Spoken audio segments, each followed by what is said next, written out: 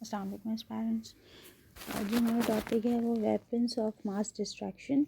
Topic number है 7 of IR part 2। इसमें हम देखते हैं कि mass distraction, weapons of mass distraction क्या है। ये कुछ वेपन्स हैं जो डिज़ाइन किए गए हैं to cause large scale deaths and destruction. They are classified as such because they have the potential to kill large numbers of people, cause widespread damage and have long-term environmental consequences. इसके environmental consequences बहुत ज़्यादा हैं और जो इसके damages हैं वो भी बहुत दूर तक जा सकते हैं और ये लार्ज नंबर ऑफ़ पीपल्स को एक ही झटके में ख़त्म कर सकता है. जो वेपन्स ऑफ मास डिस्ट्रक्शन है वो बहुत ज़्यादा ही थ्रेट है वर्ल्ड के लिए भी, रीजन के लिए भी और ओवरऑल उस स्टेट के लिए भी. फिर देखते हैं हम इसके टाइप्स कौन कौन सी हैं. सबसे पहला इसका टाइप है न्यूक्लियर वेपन्स, जो न्यूक्लियर फ्यूजन और फ्यूजन को क्रिएट करके एक एक्सप्लोजन होती है जिसमें 1000 of times more powerful than a conventional bomb जो होता है उससे बहुत ज़्यादा पावरफुल ये बॉम्ब होता है.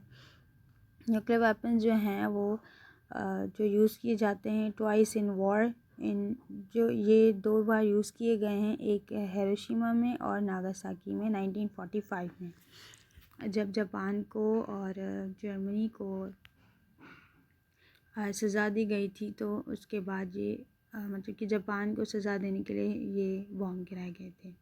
ये इसकी थोड़ी सी एक व्यू है कि जब ये बॉम्ब गिरता है तो इस तरह की डिस्ट्रक्शन होती है. फिर सेकंड जो टाइप है मेन केमिकल वेपन्स की, ये जो है एक वेपन है जो केमिकल यूज़ करके बनाया जाता है जिससे डेथ कॉज होती है, जिसमें सीरियस इंजरी और long term health problems create हो जाते हैं. Chemical weapons have been used in several wars and conflicts including World War I and the Iran-Iraq War and the Syrian Civil War. तो ये chemical weapons हैं वो इन wars में use हो चुके हैं. ठीक है, ये इसकी मतलब ऐसे ये chemical weapons बनाए जाते हैं और फिर ये इनको फैलाया जाता है ताकि इंजरीज़ और ये हेल्थ प्रॉब्लम्स क्रिएट हो जाएं. एक तो इसमें फिर आते हैं biological weapons. The weapons use bacteria, viruses और other toxins to cause disease. Biological weapons जो होते हैं वो बैक्टीरिया और वायरसेस को कॉज करके मतलब डिजीज़ को कॉज करके फैलाया जाता है. फिर biological weapons have been used in several wars and conflicts including World War 2 और कोरियन वॉर. वर्ल्ड वॉर 2 और कोरियन वॉर में ये यूज़ किया गया था. हाँ, ये वेपन्स ऑफ मास डिस्ट्रक्शन जो है इसको मैंने शॉर्ट फॉर्म में किया, इससे भी आप कर सकते हैं. Are a major threat to international security. ये बहुत बड़ा थ्रेट है इंटरनेशनल सिक्योरिटी को. क्यों?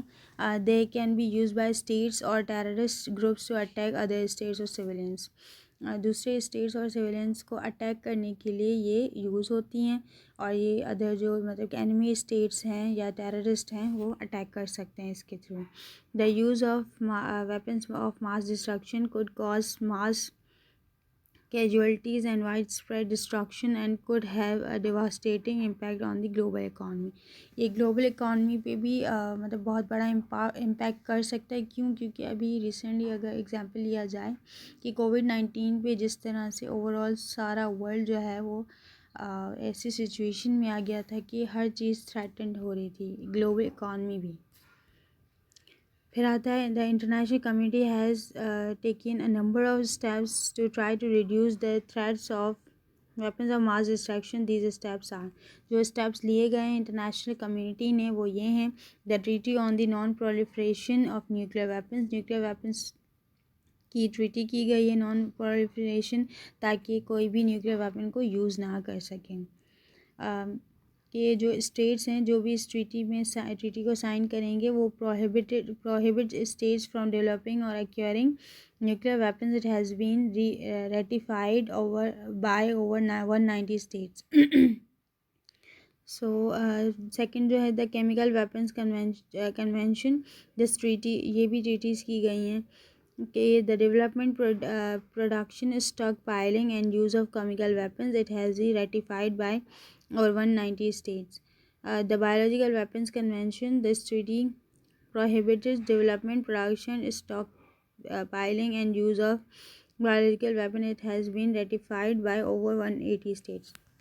तो ये जो ट्रीटीज़ की गई हैं कि ना वो ज़्यादा बॉम्ब या चीज़ें बनाएंगे और ना ही जो ये ट्रीटीज़ साइन करेंगे और ना ही ये इनको यूज़ करेंगे, वरना इनको 190 कंट्रीज़ को फेस करना पड़ेगा, उनकी सारे फिर उन पर चढ़ाई करेंगे. However, these treaties have been able to eliminate the threats. तो ये treaties जो हैं वो कोशिश करके मतलब ये जो थ्रेट्स हैं उनको कंट्रोल करने की कोशिश कर रही हैं, लेकिन हो नहीं पा रही. There are still a number of states that possess and there is a risk that these weapons could be used in future conflict.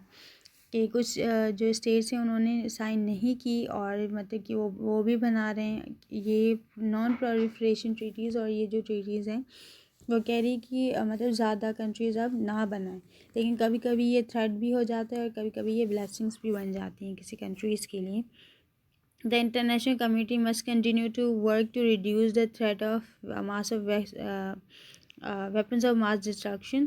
This includes strengthening the existing non-proliferation treaties, developing new measures to prevent the proliferation of weapons of mass destruction, and working to resolve existing conflicts peacefully. So dialogues इनके through ये हो सकते हैं, लेकिन कोशिश अभी भी जारी है. So that's all for today. बाकी जो इसके पार्ट्स हैं वो हम अलग अलग करके डिस्क्राइब करते हैं. Thanks for watching.